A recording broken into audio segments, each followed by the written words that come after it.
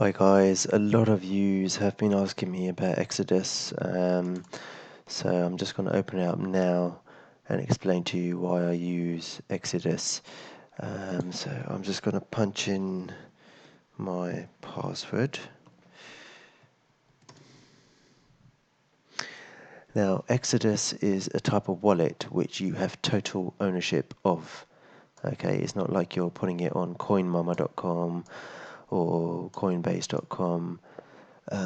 It's your wallet and it's related to your computer. So if you put, I won't update this now, I'll remind me later. So if you put this Exodus onto, let's say, another laptop or another, phone, it's not going to be the same. It's going to be different. Okay, there are certain things you can do and set up as backup. So, for example, you can put your mnemonic phrase, some passwords in here.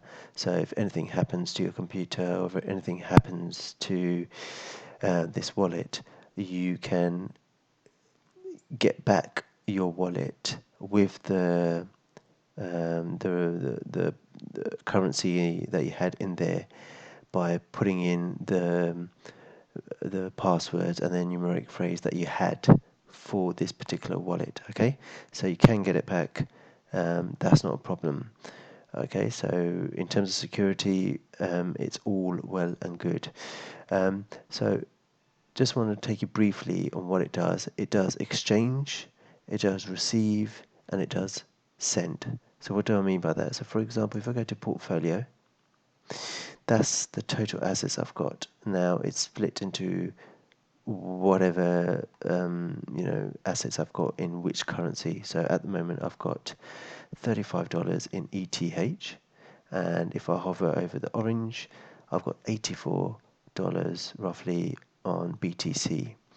That 84 was majority taken from another program that I'm involved in called CashFX. I've got a YouTube video for that, and effectively that is kind of like the money I made from it last week, and then I just transferred it into this wallet. Okay, so portfolio. If I go to wallet, you've got a list down here of all the different currencies. Okay, now at the top usually is the currencies that you have something in them. Okay, so for example, Bitcoin, I've got something in there. Ethereum, I've got something in there. If I click on Bitcoin, this obviously shows up, and also the transaction history of what I received, what I sent, and it's all here. And if you click on the drop down menu, it gives you various things: transaction ID, to which wallet it went to, what day, everything, all the information is there and is in the history. If I want to send something, I could send this very easy to, you just paste in your Bitcoin address of that wallet you want to send it to. So if I'm involved in a program, for example, that program will have a wallet address, and I will just simply paste that wallet address in. It will usually give me a value of Bitcoins that I need to transfer over. I'll just paste that value in here, click send, go through the instructions, and that's it, job done. It's very fast, it's very quick. Alternatively, I can receive. So if I want to receive money into this wallet, which I have done already because I've got $84, that is exactly the address that I'm going to use. Okay, or you can use the code here. Okay, and you can also view your transactions on the blockchain. If you click on blockchain, okay, it will go onto this website, and it will verify. This is kind of like the main website for the blockchains, just to see where your account is, where is it sitting, what have you sent. It gives you the hash code, gives everything, all the information that you need. Now, if you don't know much about this stuff, just go on YouTube and search and research about these sort of things. It's very, very useful, but I won't go into that right now. Okay, so that's one thing you can do. So you can send and you can receive. Now when you send, you can put a description in there, just to remind you why you sent it, or if you've received it, you can put a description in there and say why you received it. Okay, so there's that. Now there's also exchange. Exchange is a very, very, very handy tool. Now I've got $83 in my Bitcoin account.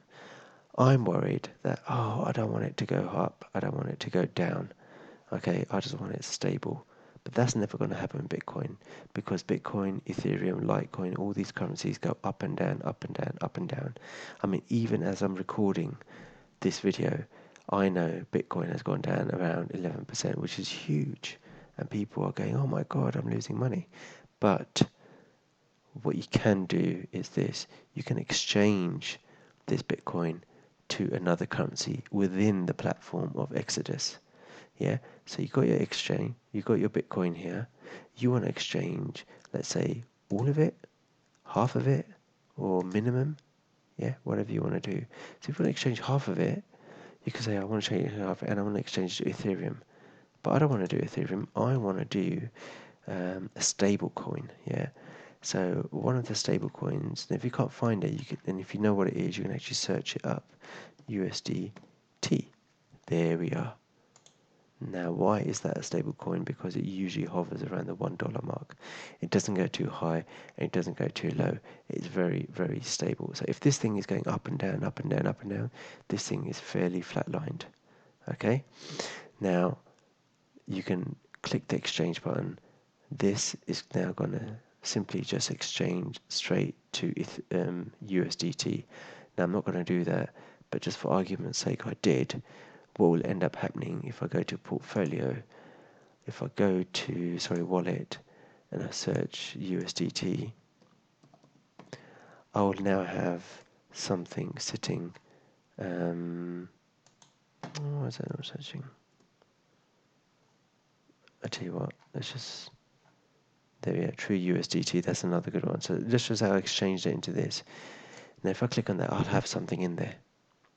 Now, if I'm in a program, let's say, Cloud Token, which is obviously another program we're involved in,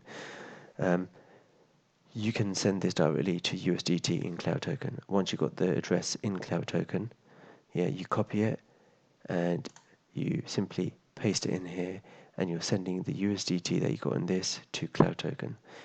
This is why I use Exodus, because it's so simple to use. You completely take full ownership of this. No one's running it for you. This is your own bank account. Okay? You are complete ownership of it. No one can do anything with it.